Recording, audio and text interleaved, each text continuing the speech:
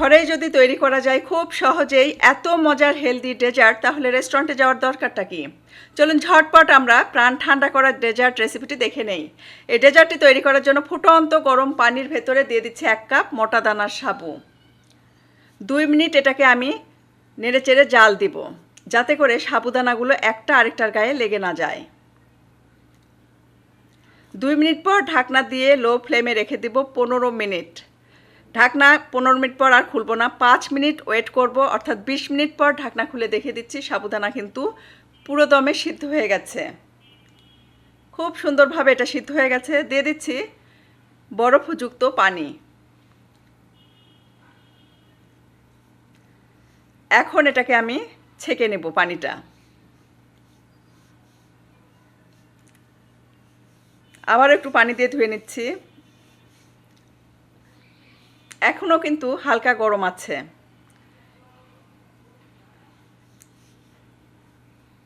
আমি সাবুদানাগুলো ঢেলে নিলাম। দিয়ে দিচ্ছি 1 টেবিল চামচ চিনি, যাতে করে চিনিগুলো প্রপারলি সাবুদানাগুলোর ভেতরে ঢুকে যায়। হালকা গরম আছে।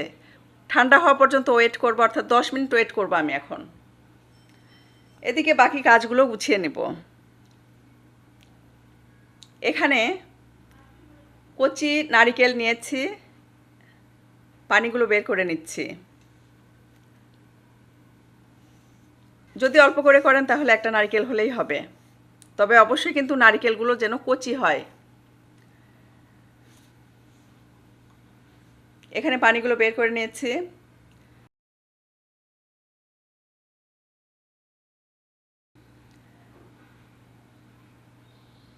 দুই কাপ নারকেলের পানি নিচ্ছি। নারকেলের পানি দিয়ে জেলো পুডিং তৈরি করব। দিয়ে দিচ্ছি স্বাদ মতো চিনি 3 টেবিল চামচ। Agar agar powder, Haiko agar agar পাউডারটা অবশ্যই নেবেন। দিচ্ছি 2 চা চামচ। এটা কিন্তু খুব সহজেই জমে যায় পুডিং। বেস্ট একটা আগার আগার এটা। খুব সুন্দর করে এটাকে মিশিয়ে নেব। মেশানোর পর চুলায় বসিয়ে দিব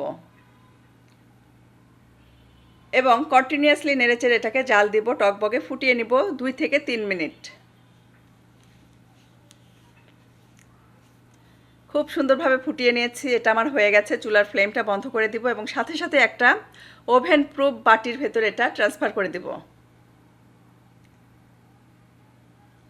ঠান্ডা হওয়া পর্যন্ত ওয়েট করব।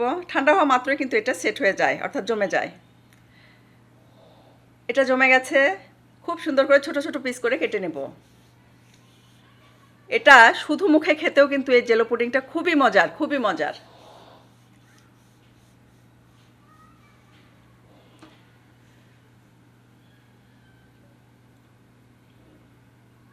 আমার মেয়ে চাচ্ছিল পাশে থেকে যে আম্মু জেলো পুডিং একটা দাও, খেয়ে দেখি কেমন হয়েছে। আমিও খাচ্ছিলাম, আমার কাছেও খুব ভালো লাগে। ঠান্ডা ঠান্ডা এই জেলো পুডিংগুলো আপনার প্রাণটা ঠান্ডা করে দিবে, এত মজার এগুলো।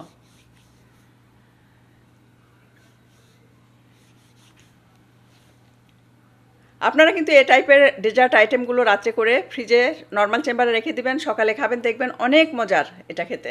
এখন এটাকে পাশে রেখে দিচ্ছি।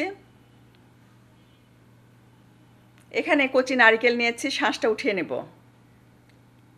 যতটুকু লাগবে আপনি উঠিয়ে নেবেন। আমি পুরো একটা নারকেলই দিয়েছিলাম, যেহেতু বেশি করে করব। আর এটা আমাদের বাসার সবাই খুব পছন্দ করে, মাঝে মাঝে এটা আমি করি। এখন দিয়ে দিচ্ছি নারকেলের পানি, জাল দিয়ে রাখা ঠান্ডা দুধ, নারকেল কোড়া, জেলো পুডিং নারকেলের, সাথে দিয়ে দিচ্ছি বরফ, আর দিয়ে দিব স্বাদ মতো কনডেন্স মিল্ক। চাইলে কনডেন্স মিল্কের পরিবর্তে চিনি ব্যবহার করতে পারেন। যেহেতু এখানে মেশানো যাচ্ছে না, তাই ট্রান্সফার করে নিচ্ছি বড় একটা মিক্সিং বোলে। খুব সুন্দর করে মিশিয়ে নিব। এটা আমার রেডি হয়ে গেছে। যদি রাত্রে করে রেখে দেন সকালে খান, এটা কিন্তু আরও একটু জমে যাবে, অর্থাৎ এত পানি পানি ভাব থাকবে না, সোক করে নেবে সাবুদানাগুলো। এই ডেজার্ট আইটেমটি এত বেশি মজার যে খাওয়া মাত্র আপনার দেহের সকল ক্লান্তি দূর হয়ে যাবে, সেই সাথে আপনি হবেন রিফ্রেশ। রেসিপিটি ভালো লাগলে মাস্ট ট্রাই করবেন, আর ভিডিওটি ভালো লাগলে লাইক, কমেন্ট আর শেয়ার করবেন।